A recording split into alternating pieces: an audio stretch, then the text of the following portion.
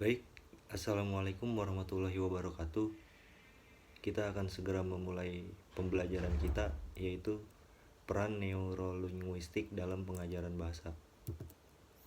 Apa itu neurolinguistik? Neurolinguistik adalah salah satu bidang kajian interdisipliner dalam ilmu linguistik dan ilmu kedokteran yang mengkaji hubungan antara kerja otak manusia untuk memproses kegiatan berbahasa. Neurolinguistik berfokus pada upaya untuk membuat sebuah model neural, program yang merupakan rekonstruksi kerja otak dalam memproses kegiatan bicara, mendengar, membaca, menulis, dan berbahasa isyarat. Gangguan pada kemampuan berbahasa karena kerusakan otak manusia disebut afasia, yaitu gangguan bicara karena mengalami gegar otak atau trauma otak. Orang yang menderita kerusakan berbahasa ini dapat diamati dari ketidakmampuannya berbahasa secara normal.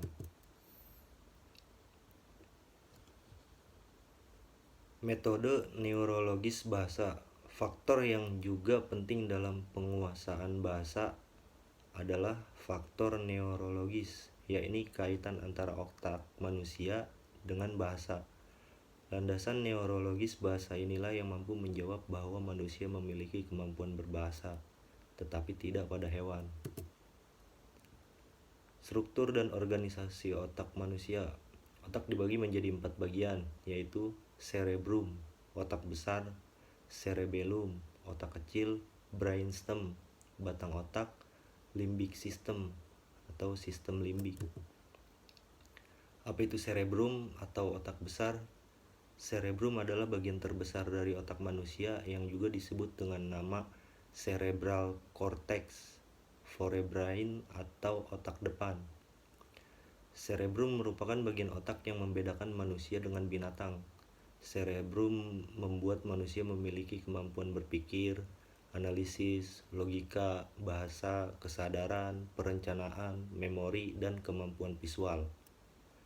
Kecerdasan intelektual atau IQ juga ditentukan oleh kualitas bagian ini. Lanjut, cerebellum, otak kecil. Otak kecil terletak di bagian belakang kepala, dekat dengan ujung leher bagian atas. Cerebellum mengontrol banyak fungsi otomatis otak, diantaranya mengatur sikap atau posisi tubuh, mengontrol keseimbangan, koordinasi otot, dan gerakan tubuh. Otak kecil juga menyimpan dan melaksanakan serangkaian gerakan otomatis yang dipelajari seperti gerakan mengendarai mobil, gerakan tangan saat menulis, gerakan mengunci pintu, dan sebagainya. Lalu brainstem, batang otak. Batang otak berada di dalam tulang tengkorak atau rongga kepala bagian dasar dan memanjang sampai ke tulang punggung atau sumsum tulang belakang. Bagian otak ini mengatur fungsi dasar manusia termasuk pernafasan, denyut jantung, mengatur suhu tubuh, mengatur proses pencernaan, dan merupakan sumber insting dasar manusia yaitu fight or flight atau lawan atau lari saat datangnya bahaya. Batang otak juga dapat dijumpai pada hewan seperti kadal dan buaya. Oleh karena itu, batang otak sering juga disebut dengan otak reptil. Otak reptil mengatur perasaan teritorial sebagai insting primitif. Contohnya, kita akan merasa tidak nyaman atau terancam ketika orang tidak dikenal terlalu dekat dengan kita. Lanjut, limbic system. Limbic system terletak di bagian tengah otak, membungkus batang otak ibarat kerah baju. Limbik berasal dari bahasa Latin yang berarti kerah. Bagian otak ini sama dimiliki juga oleh hewan mamalia, sehingga sering disebut dengan otak mamalia. Komponen limbik antara lain hipotalamus, talamus, amigdala, hipokampus, dan korteks limbik. Sistem limbik berfungsi menghasilkan perasaan, mengatur produksi hormon, memelihara homeostasis, rasa haus, rasa lapar, dorongan seks, pusat rasa senang, metabolisme, dan juga memori jangka panjang. Lanjut, hubungan otak dan bahasa. Bahasa adalah alat verbal yang digunakan untuk berkomunikasi. Bahasa adalah suatu sistem simbol lisan yang arbiter yang dipakai oleh anggota suatu masyarakat bahasa untuk berkomunikasi dan berinteraksi antar sesamanya. Berlandaskan pada budaya yang mereka miliki bersama, pendapat bahasa menurut Brown adalah seperangkat simbol, vokal maupun visual, yang sistematis, mana suka, mengonvensionalkan, makna kata yang dirujuk, dan dipakai untuk berkomunikasi oleh manusia dalam sebuah komunitas atau budaya wicara, dan dikuasai oleh semua orang dalam cara yang sama. Hemisfer kiri dan hemisfer kanan. Otak terdiri dari dua belahan, hemisfer dan kekananan. Dikatakan bahwa pada orang yang tidak kidal, tingkah laku berbahasanya dikontrol oleh hemisfer otak sebelah kanan.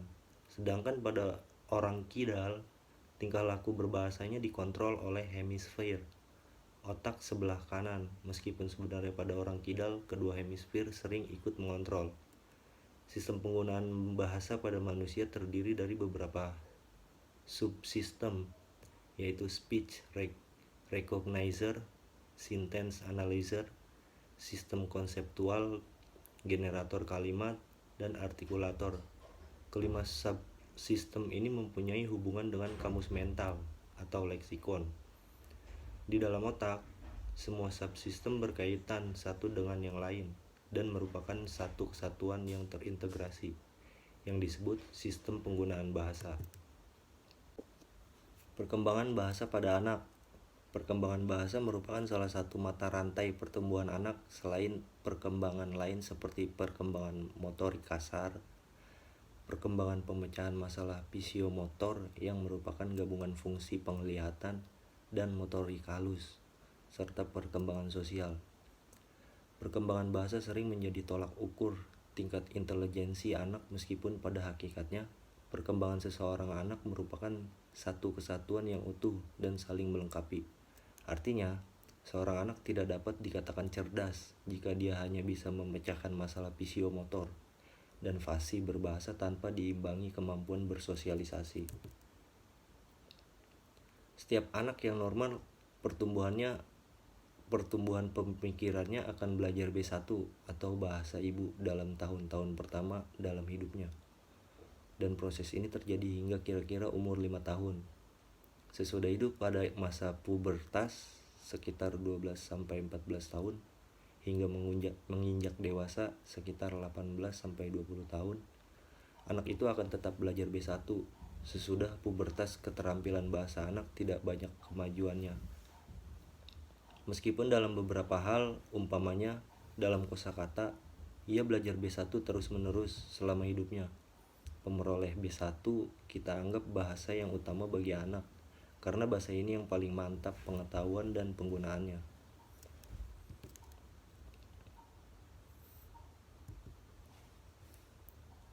Lanjut, pemeroleh bahasa kedua dan kesulitannya. Pemeroleh bahasa selain penguasaan bahasa ibu atau bahasa pertama disebut bahasa kedua, ketiga, dan seterusnya. Dalam masyarakat Jawa misalnya, bahasa Indonesia disebut sebagai bahasa kedua jika anak dibesarkan dalam komunitas wicara bahasa Jawa. Pemerolehan bahasa lebih baik jika diawali sejak dini. McLaughlin dan Genese, pakar psikolinguistik, berpendapat bahwa anak akan lebih cepat belajar bahasa tanpa kesukaran dibanding dengan orang dewasa. Selain itu, Eric Lenneberg, seorang pakar neurolinguistik, juga menegaskan bahwa kondisi otak mendukung pendapat tersebut. Sebelum masa pubertas, otak atau daya pikir anak lebih lentur dan plastis, sehingga dapat diajari bahasa apapun dengan lebih mudah. Daya penyerapan bahasa anak berfungsi secara otomatis. Cukup dengan self-exposure atau dilibatkan dalam komunikasi partisipatif. Dalam bahasa target pasca pubertas, kelenturan ini akan berkurang dan pencapaiannya tidak maksimal. Kesimpulannya, Dari paparan di atas dapat disimpulkan bahwa kemampuan berkomunikasi ditunjang dari proses pemerolehan percakapan berbahasa. Kompleksitas bahasa menuntut akumulasi pemerolehan yang juga berkesinambungan di tataran tersederhana, hingga yang membutuhkan gabungan kemampuan berbahasa dan bersosialisasi.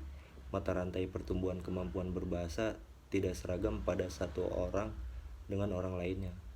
Variasi inilah yang menghasilkan perbedaan pencapaian kemahiran kognitif yang difasilitasi kompetensi dan performasi berbahasa. Mutlaknya, kebutuhan anak kemampuan berbahasa membuat tidak tepat sebutan ketidakmampuan berbahasa, melainkan menyebutnya sebagai kekurangan mampuan berbahasa. Kekurangmampuan ini hanya bersifat gangguan atau keterlambatan berbahasa yang melampaui masa emas pemerolehan bahasa. Baik, cukup dari saya. Terima kasih. Wassalamualaikum warahmatullahi wabarakatuh.